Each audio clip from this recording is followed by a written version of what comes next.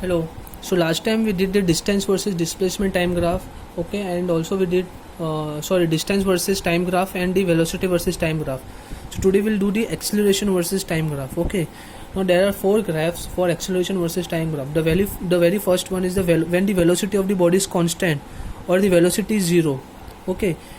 So in this case the net acceleration will be equal to zero, because I know the formula for acceleration. Acceleration is nothing but the rate of change of velocity. The rate of change of velocity. The rate of change of velocity. Now when the velocity is not changing, okay, then the acceleration will be zero. Now when the velocity is constant, that is it has some fixed value, let's say for example 10 meter per second square, okay, so at all the time the velocity will remain 10 meter per second square, okay. In this case the velocity is not changing, and hence the acceleration will remain zero, okay. And in the second case, when the velocity is zero, that is it is every time it is stationary, that is 0 meter per second, it is not moving at all, it is stationary.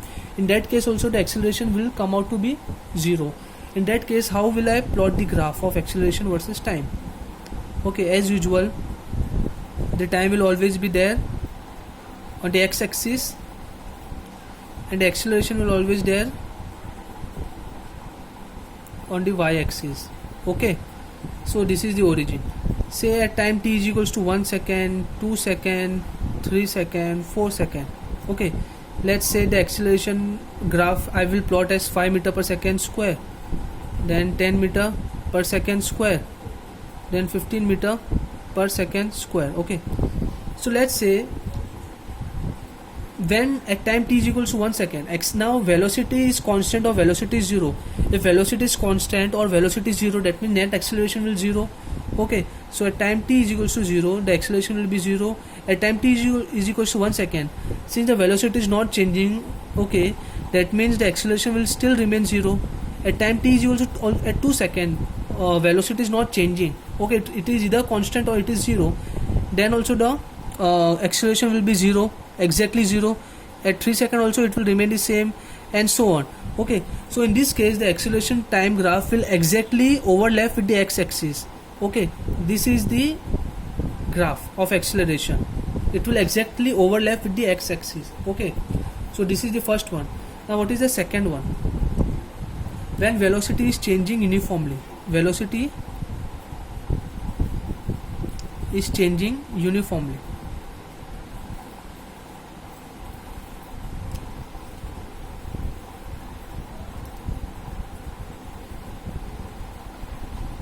Okay. Now velocity is changing uniformly means at every second it is covering exactly the same amount of speed. It is moving exactly increasing with the same speed. So for the first second, the speed of the body is 10 meter per second. This is the velocity, okay.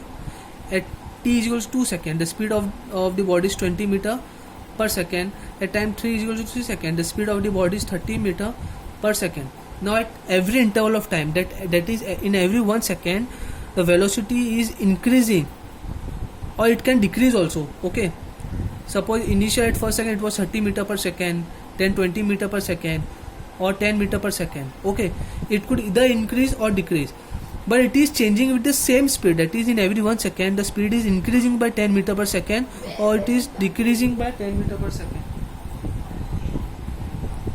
okay. So the speed is increasing or decreasing by the same value, okay. So here I can say that the velocity is changing uniformly. So when this happens, how will I plot this graph? As usual,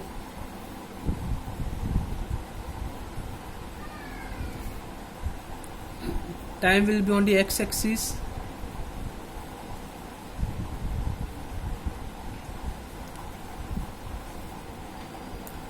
acceleration will be on the y-axis.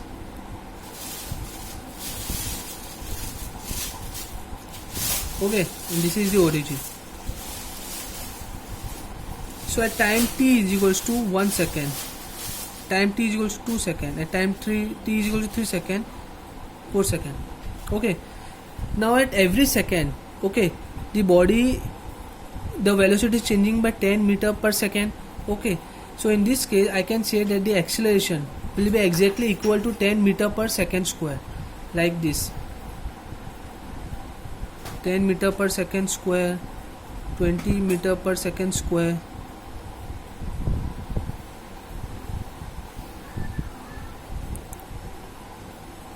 okay, 40 meter per second square. Now when the velocity of the body is changing uniformly, that means the acceleration will have the same value. Okay, that means the acceleration, for example, will have the same value. Okay, let's say at time t is equals to 1 second, the acceleration is 20 meter per second square. At time t is equals to 2 second, the acceleration will also remain same, that is 20 meter per second square. Time t is equal to 3 second, also the acceleration will remain same. Why this will remain same? Because the velocity is changing uniformly. Okay, so that means the value of acceleration will remain the same. I can prove this. For example, let's say now acceleration is nothing but the rate of change of velocity. That is, let's take the acceleration from 2 second till 1 second. That is, formula for acceleration is velocity upon time. Okay, now in this case the velocity will be equal to v minus u upon t2 minus t1. Okay, so v here in this case is 20 minus 10 upon t2 minus t1 is 2 minus 1. So the answer will be 10 meter per second square. Let's take this is a1. Okay, let's take another acceleration, that is 30 minus 20. 30 minus 20 divided by 3 minus 2, that is 3 minus 2. This will give me the acceleration of 30 minus 20 will be 10, 3 minus 2 will be equal to 1. So my acceleration will be equal to 10 meter per second square. So in this case, at every point the acceleration will give me the same value, that is 10 meter per second square. Okay, this will give me the same value till the velocity remains same. Okay, so at every interval of time, my acceleration, here I took the example of 20 meter per second square, will remain same. It will not change with time. So my graph will be look like this. It will be parallel to x-axis. Okay, now this is the graph for the increasing speed. Now what if the speed is decreasing? In that case, the graph will look in the similar way, but it will come below the x-axis. When this velocity is increasing, it will be plotted above x-axis. Okay, and when the speed is decreasing, it will be plotted below x-axis. So it will look like this.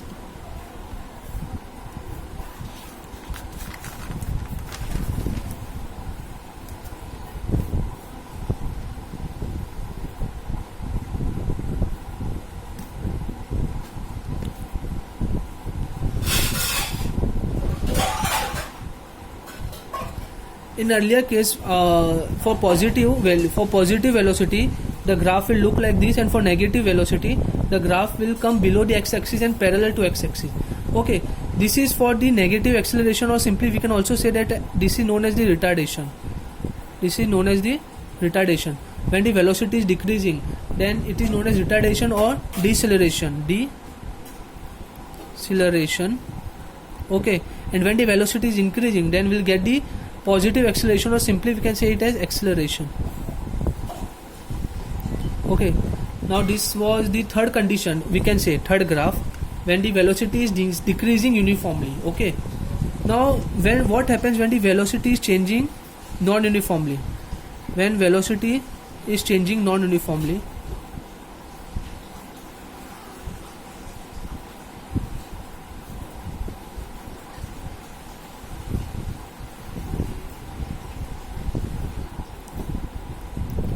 in this case, when the velocity is changing non-uniformly, we cannot plot the graph because I don't know the value of velocity. Like at time t is equal to 1 second, the value of velocity, say for example 10 meter per second square. At time t is equal to 20 second, the value of velocity, say it's 21 meter per second square. At time t is equal to 3 seconds, say it's 45 meter per second square, anything. So I don't know the value of velocity, and hence I cannot plot the graph of such a case. That is when velocity is changing non-uniformly. Then in that case I cannot draw the graph of acceleration versus time. Okay, this cannot be plotted. Cannot be, because I don't know the value of velocity. Cannot be plotted. Okay, so we saw the 4 graphs. Now one more thing. If I want to find out the velocity by the acceleration versus time graph, it's very simple. Say I'll name this point as A Okay, I'll and just meet this point A, and this is B, and this point, let's say it's C. Okay, let's name it as D. This point is E, this point is F. Okay, I will just meet these lines. Okay, if I want to find out the velocity of the body at time t is equals to 1 second, then how can I do this? Okay, now we know the formula for acceleration. Acceleration, velocity is equals to acceleration upon time. I'll draw this once again.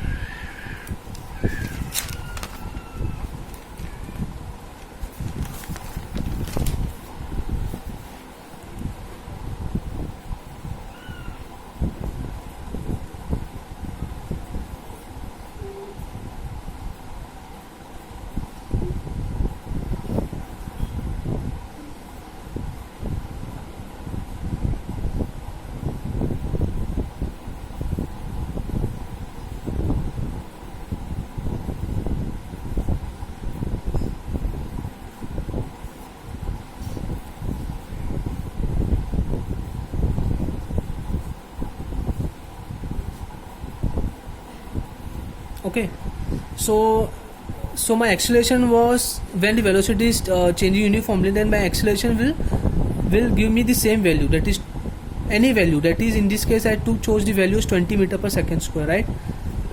This value will be, here the velocity is increasing, so I have drawn the graph above the x-axis and it will be parallel to x-axis, right? Now if I want to find out the velocity of the body at this point, okay, the velocity of body at this point, say I will name this point as A, okay, this is O, and I will name this point as C, okay, and this point will be B. I will just complete this rectangle.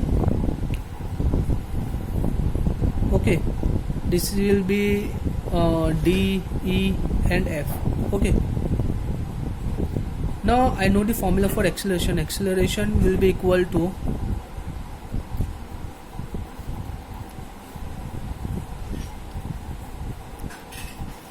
velocity upon time.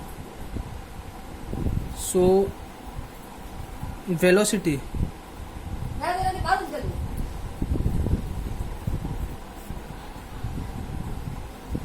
will be equal to acceleration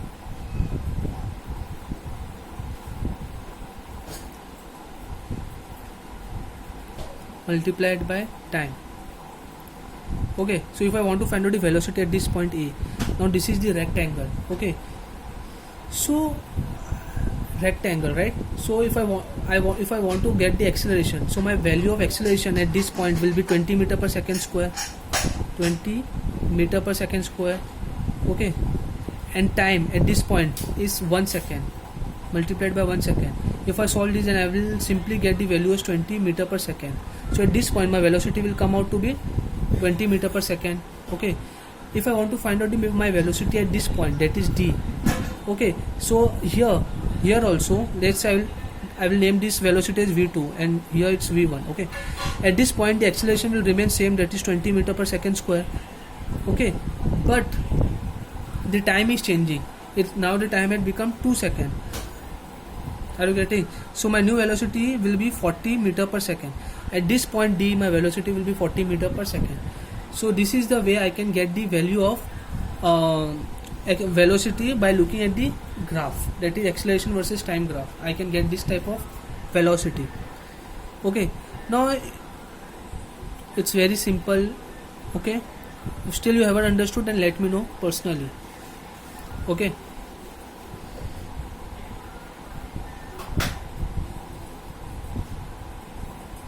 so we'll stop here today, and let me introduce you with the three very important equations, that is the kinematical equations.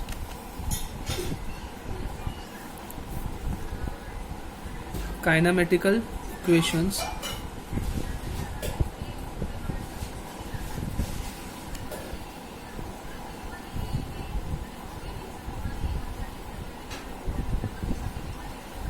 The very first kinematical equation is V is equals to U plus AT. The second one is S is equals to UT plus half AT square.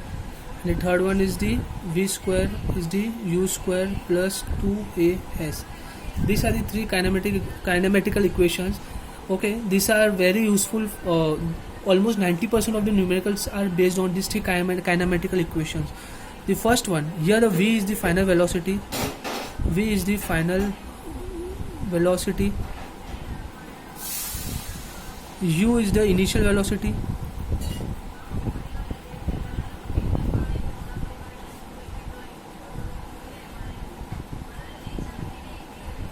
A is the acceleration.